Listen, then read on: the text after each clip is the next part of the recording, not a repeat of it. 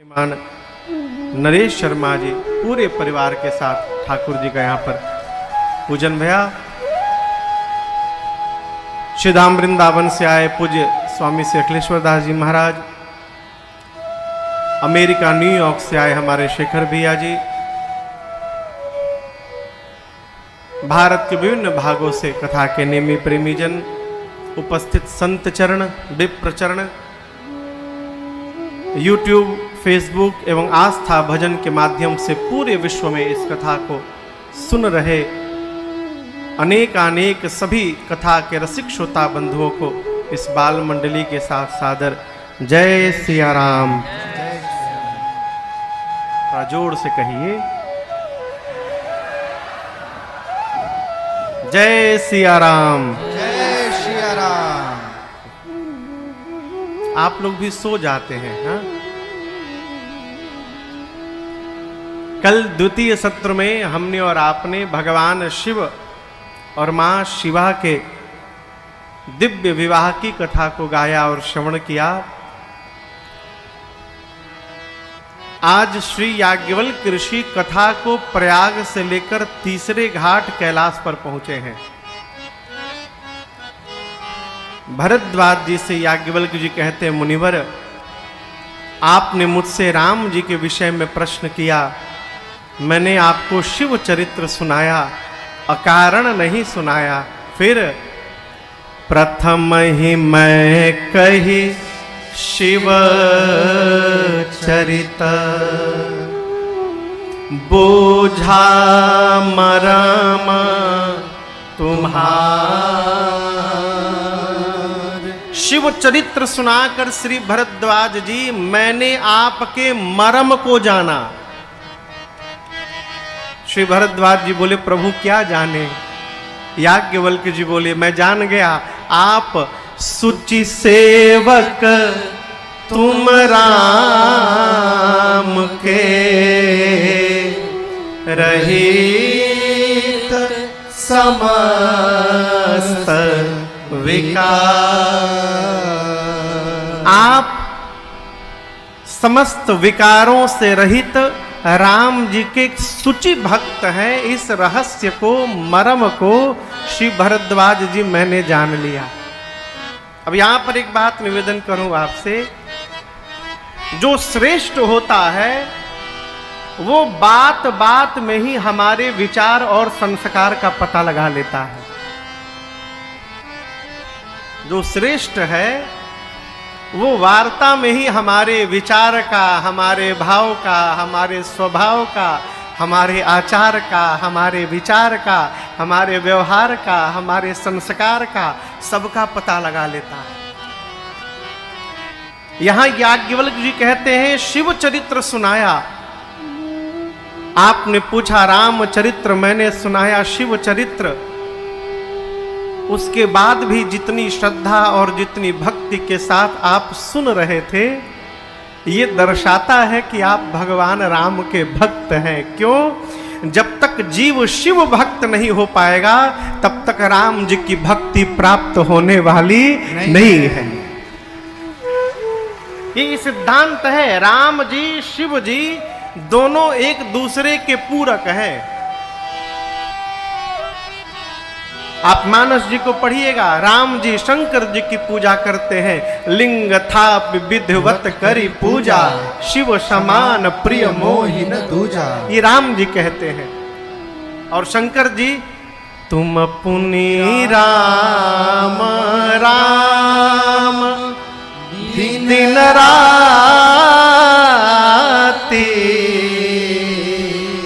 सादर जपहु अनंत। जी दिन रात राम राम जपते हैं। भक्त जानते हैं कौन है? जो किसी भी भगवान से विरोध न करे वो भक्त है। हम शिव के भक्त हैं तो कृष्ण से विरोध करेंगे, ये भक्ति नहीं है। कई जगह तो क्षमा करिएगा, कई जगह हमको ये देखने को मिलता है कि कन्हैया वाले राम जी शंकर जी को मानते ही नहीं है। देखो, आप कन्हैया को भजो, कन्हैया भगवान है, मैं भी उनको प्रणाम करता हूं, उनका भजन करता हूं, कोई बुरी बात नहीं, लेकिन कन्हैया के भजन में राम जी का अपमान करेंगे तो आप कन्हैया के भी भगत नहीं है। क्यों? भक्त कभी विरोध करता ही नहीं है।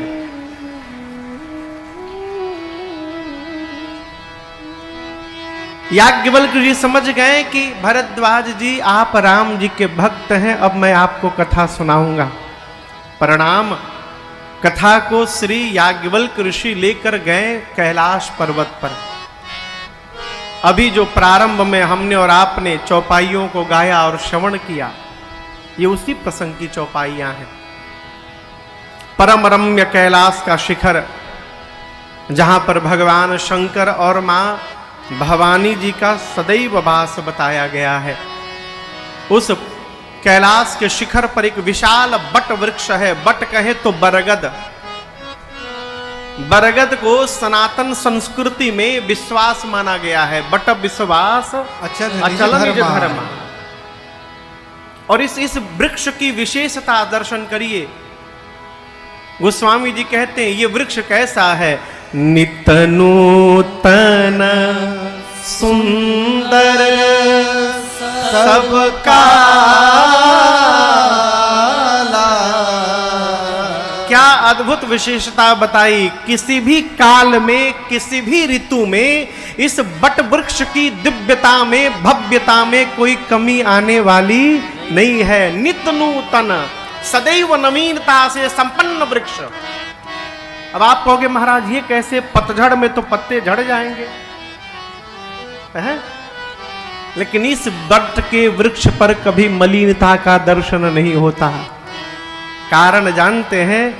कारण एक ही है कि इसी बट वृक्ष के नीचे बैठ के भगवान शंकर भजन किया करते हैं। और जहां भजन प्रवेश कर जाता है वहां मलिनता नहीं रहती, वहां सदैव नवीनता बनी रहती है, वहां सदैव दिव्यता बनी रहती है। देखिए, शरीर बूढ़ा होना चाहिए, मन बूढ़ा नहीं होना चाहिए। भजन मन को युवान बना के रखता है।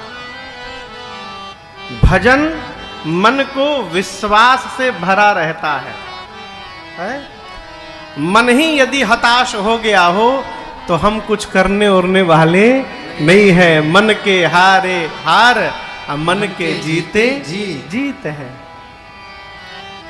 एक दिन भगवान शंकर इस बट वृक्ष को देखे, हृदय में ऐसा भाव उमड़ा कि बाबा स्वतः कृपा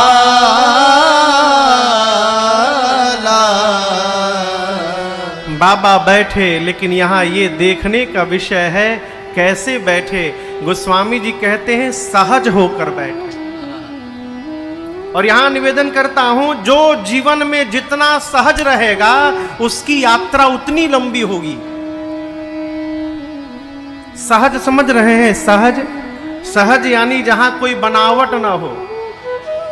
महापुरुष कहते हैं उत्तमा सहजा वृत्ति ध्यान धारण मध्यम है। उत्तमा सहजा वृत्ति मध्यमा ध्यान धारणा। ये जो अष्टांग योग है, यम नियम आसन प्राणायाम प्रत्याहार धारणा ध्यान समाधि, ये मध्यम व्यवहार है। इससे पहले उत्तम व्यवहार क्या है? तो सहज हो जाना। यदि जीव सहज नहीं हो पाया और योग कर रहा है उसका कोई अर्थ नहीं है। सहज होइए। सहज होने का अर्थ है जहां हैं और जैसे हैं उसको स्वीकार कर लीजिए, यही सहजा अवस्था। कई लोग बनावट के जीवन के चलते अपने को समाप्त कर लेते हैं। भगवान ने आज यदि ये वस्त्र पहनने को दिया है तो इसको स्वीकार करिए और पहनिए, ये सहजावृत्ति है। उधार लेकर चमकौआ कपड़ा पहनना ये सहजावृत्ति नहीं है, ये नाटक है। कब तक पहनिएगा? कब तक पहनिएगा? हो एक ना एक दिन अपने मूल पर उतरना ही पड़ेगा। इसलिए हमारे पूज्य महाराज श्री कहते, बेटा जीवन में सावधान रहना। जितनी मिलावट उतनी गिरावट, जितनी बनावट उतनी गिरावट। जितना मिलाइएगा बनाइएगा उतने अपने स्तर से नीचे उतरते जाइएगा। फिर महाराज जहां हैं जैसे हैं उसको स्वीकार करिए और आनंद में आगे बढ़ते जाइए। ये सहजावृत्ति है। सहज रहने वाले के मस्तिष्क पर तनाव नहीं दिखता। जो सहज है वो कभी तनाव में नहीं आता। असहज कभी शांत नहीं रहता।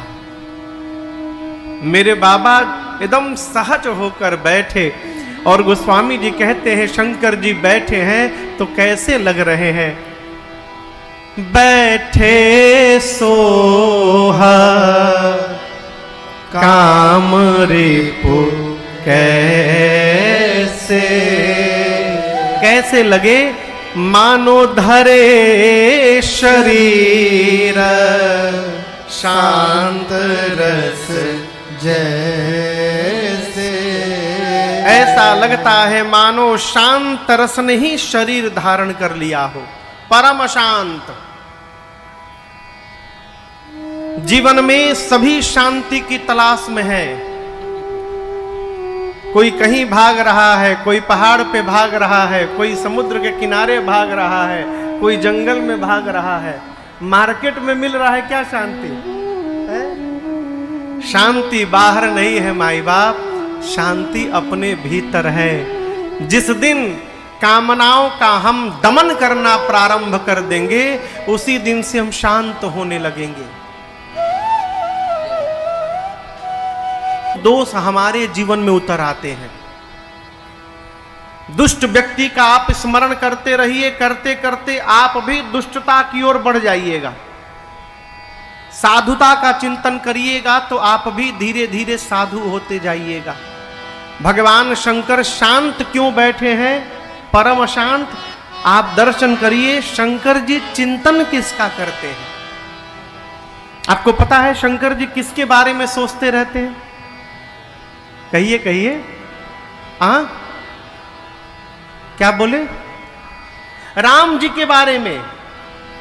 राम जी का स्वरूप कैसा है? सुंदर कांड का पहला श्लोक, पहली पंक्ति दर्शन करिए। राम जी का स्वरूप कैसा है? शांतम, पहला शब्द ही है शांतम, शाश्वतम, अप्रमेयम, अनघम, निर्वाण शांति प्रदम। राम जी क्या है? शांत स्वरूप है, शांत है, शाश्वत है, अप्रमेय है, जिनकी कोई तुलना नहीं है, अनघम, पाप रहित है, निर्वाण यानी मोक्ष और शांति प्रदान करने वाले हैं। जो राम जी शांति देने वाले हैं और जो राम जी स्वयं शांत की मूर्ति हैं, उन शांत स्वरूप राम जी का शंकर भगवान सदैव चिंतन करते हैं और वो गुण शंकर जी के भी जीवन में उतर गया है। इसलिए मां बाबा के वामांग में विराजमान है। मां पार्वती आनंद में आ गई। शंकर भगवान ने कहा कुछ पूछना चाहती हैं आप? मां ने कहा प्रभु विश्वनाथ ममनाथ पुरारे त्रिभुवन महिमा विदित तुम्हारी। प्रभु आप विश्व के नाथ हैं, आप मेरे भी नाथ हैं। तीनों लोक में आपकी महिमा फैली हुई है। प्रभु चर अर्थात चलने वाले जीव जंतु मनुष्य, अचर न चलने वाले पेड़ पौधे झाड़, ये सब आपकी पूजा करते हैं, सेवा करते हैं। आप प्रभु हैं, समर्थवान हैं, सर्वज्ञ हैं, समस्त कलाओं के गुणों के धाम हैं। आपकी शरण में आने वालों के लिए प्रभु आपका नाम ही कल्प वृक्ष बन जाता है। नाथ, यदि आप सत्य में पार्वती को अपने चरणों की दासी मानते हैं तो मेरी प्रार्थना है आज आप मेरे अज्ञान का, भ्रम का हरण कर लीजिए। शंकर जी पूछे आपको अज्ञान और भ्रम है? पार्वती जी बोली इस जन्म का नहीं है, ये पिछले जन्म वाला अब तक समाप्त नहीं हुआ है। शरीर बदल गया प्रभु, लेकिन चिंतन नहीं बदला। भगवान शंकर ने पूछा आपके भ्रम को मैं कैसे समाप्त कर सकता हूं? मां ने कहा आप ही केवल कर सकते हैं। कैसे? कही रघुनाथ कथा विधि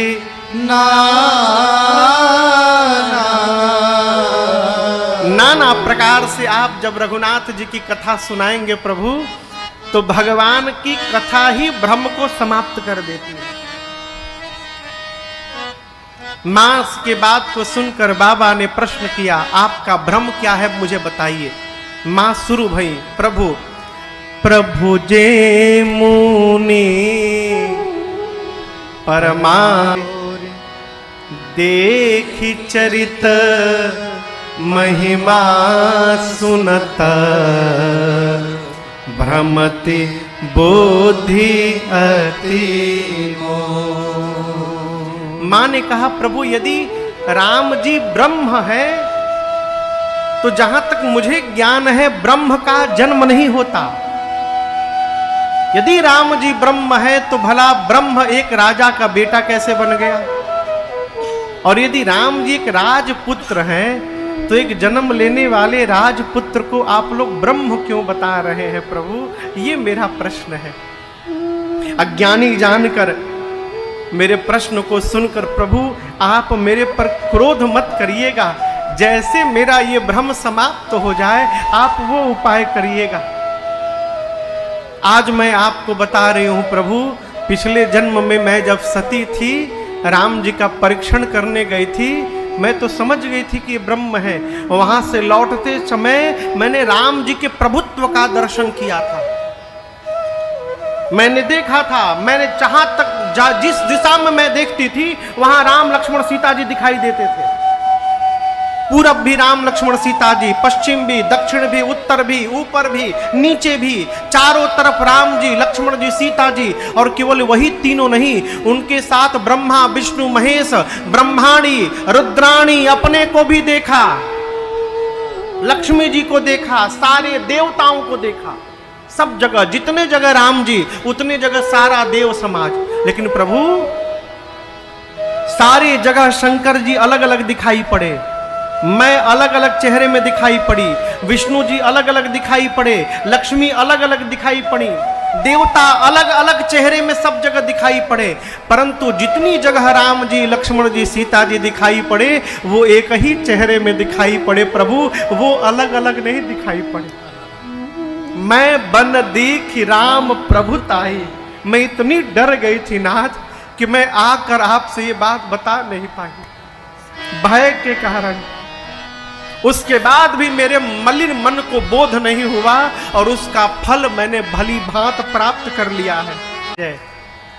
भैया आप लोग थोड़ा ना बैठे बैठे आगे बढ़ाइए, पीछे से बहुत इशारा कर रहे हैं, कहाँ बढ़ेंगे, जगह ही नहीं है पंडाल में। तब भी अगर जगह दिखाई पड़े थोड़ा दाएं बाएं कहीं भी घुसुक जाइए, थोड़ा भी जगह मिले तो आप लोग आगे आ जाइए। भैया लोग तब से इशारा कर रहे हैं। मां ने प्रश्न किया, मां के प्रश्न को सुनकर भगवान शंकर आनंद में आ गए। क्यों? देखिए, जब कोई आपके हृदय की बात कह दे तो आप गदगद हो जाते हैं, और यदि कहने वाला घर के भीतर का हो तो आनंद और बढ़ जाता है। यहां मां भवानी ने प्रश्न किया, प्रभु आप मुझे राम जी की पूरी कथा सुनाइए। मेरे बाबा प्रश्न सुनकर हरहिय रामा चरित सब आए, प्रेम पुलक लोचन जल छाए।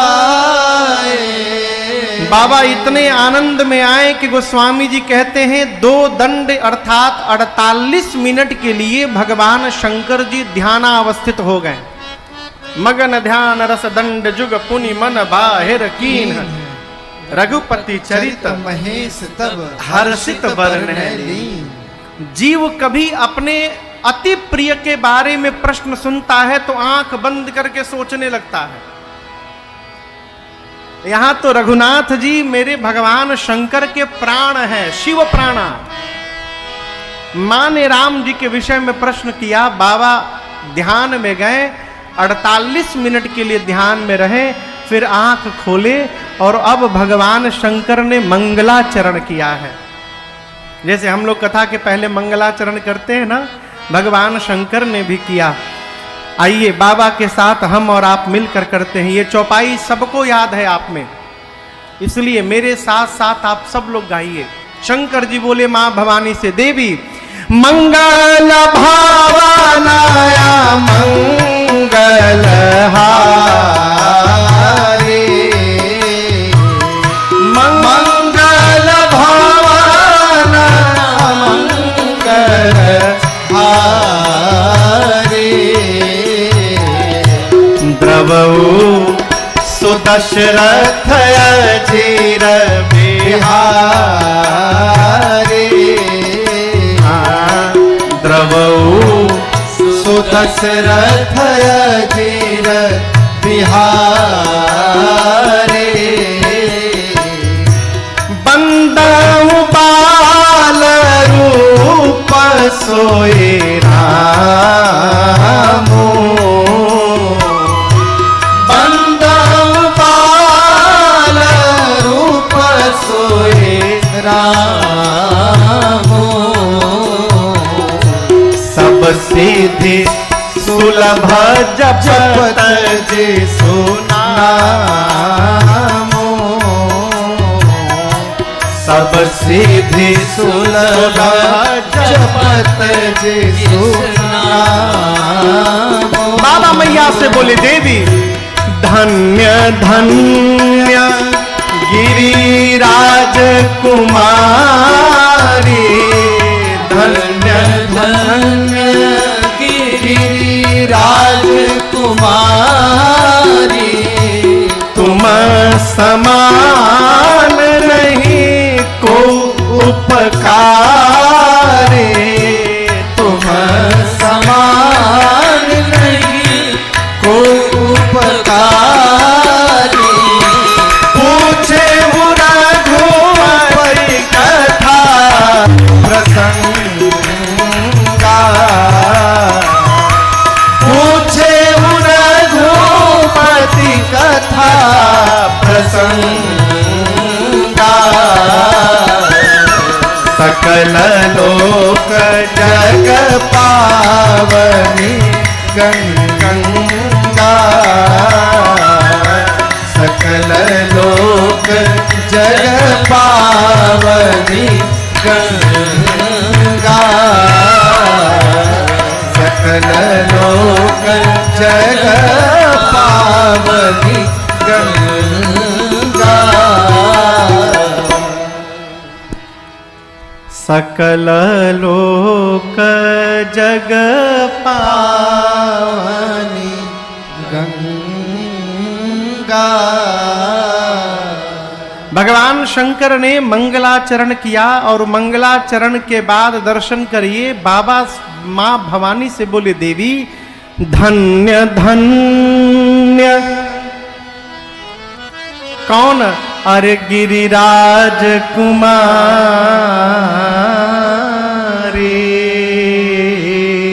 हे गिरिराज कुमारी भवानी जी आप धन्य हैं। मां ने पूछा, प्रभु अचानक मेरी प्रति धन्यवाद क्यों कहने लगे? बाबा ने कहा, देवी आज आपने जो मेरे ऊपर कृपा की है, शंकर के ऊपर ऐसी कृपा आज तक किसी ने नहीं की। मां ने कुछ पूछा, प्रभु मैंने तो कुछ किया ही नहीं।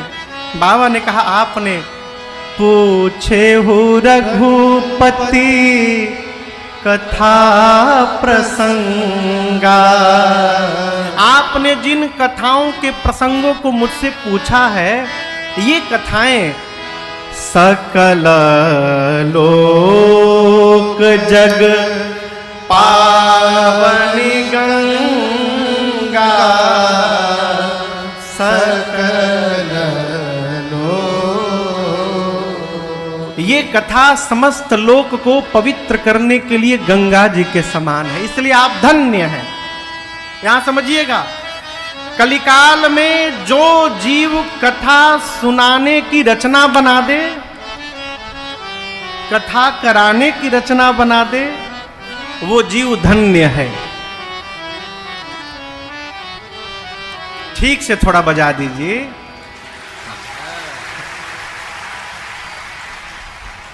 मुझे कथा गाते गाते 13 वर्ष से अधिक हो गए भैया। 13 वर्षों से हम लोग कथा गा रहे हैं रघुनाथ जी की। 13 वर्ष में पहली बार इस भिंड ग्वालियर के आसपास कथा गाने का सौभाग्य प्राप्त हुआ है। इस बार फोन तो बहुत आए, हजारों फोन आए, महाराज कथा करानी है, लेकिन बस फोन ही करके रह जाते थे, आगे नहीं बढ़ते थे। इस भिंड की धरती पर, ग्वालियर की धरती पर बुलाकर राजन को कथा गाने का सौभाग्य दिया हमारे गुड्डू भैया ने और सुधांशु भैया ने। आपको व्यासपीठ की ओर से बहुत बहुत धन्यवाद, बहुत बहुत धन्यवाद। ये सरल व्यवहार नहीं है वो, जिसके कारण आप में से जो व्यक्ति किसी की गाड़ी में बैठ के पंडाल में आया होगा, निकल के उसको थैंक यू बोलिएगा, मेसी बोलिएगा। क्यों? आप यदि हमको गाड़ी पर बिठा कर न लाते तो हम कैसे कथा सुन पाते? जिसके कारण हम भगवान के निकट पहुंचे, उस जीव को धन्यवाद कहिए।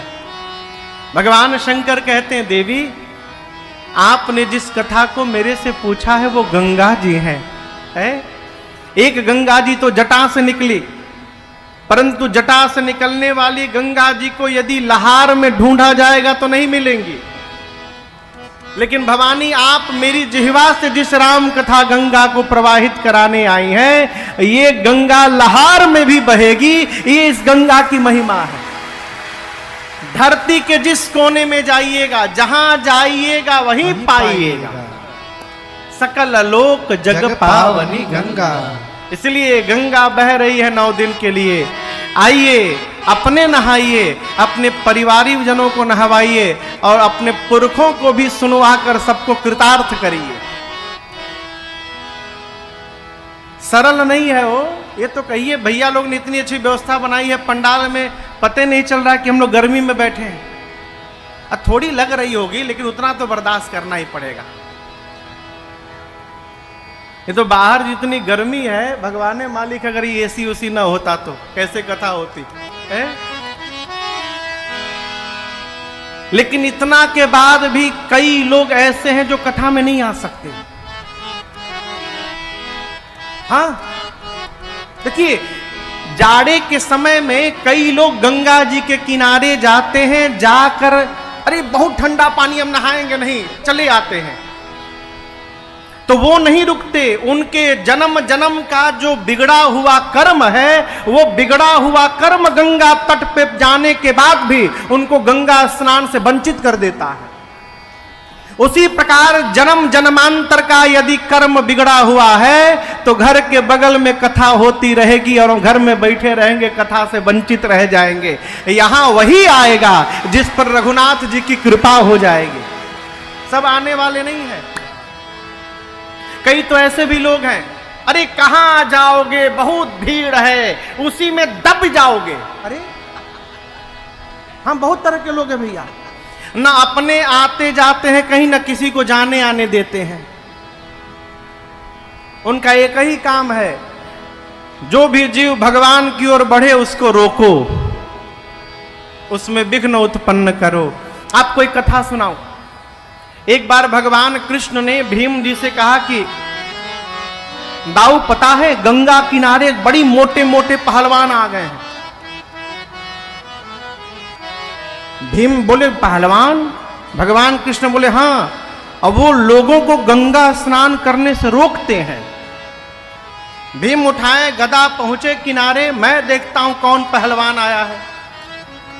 4 बजे भोर से लेकर और सायंकाल 6 बजे तक गंगा के किनारे तट पर भीम गदा लेके टहलते रहे।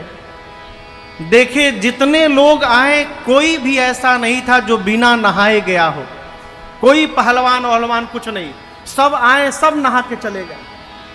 अब भीम बेचारे पूरा दिन भूखे प्यासे गदा लेके टहलते रहे।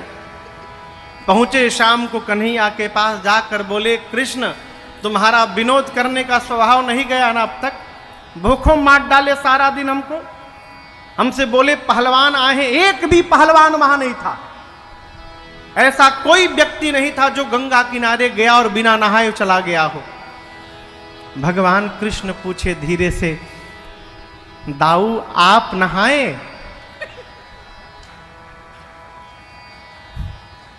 भीम बोले मैं तो नहीं नहाया। कृष्ण भगवान बोले 4 बजे भोर से लेकर 6 बजे शाम तक आप गंगा किनारे रहे, आप नहीं नहाए, जानते हैं क्यों? वो सारे पहलवान आप ही को पकड़े हुए थे, इसलिए आप नहीं नहा पाए। कहने का अर्थ है जिसको डुबकी लगाना है माई बाप, वो कितना भी विघ्न रहे जाकर डुबकी लगा ही लेता है। यदि जन्म जन्मांतर का प्रारब्ध बिगड़ा है तो कोई गंगा में डुबकी लगाने वाला नहीं है, यहां परसों से गंगा बह रही है।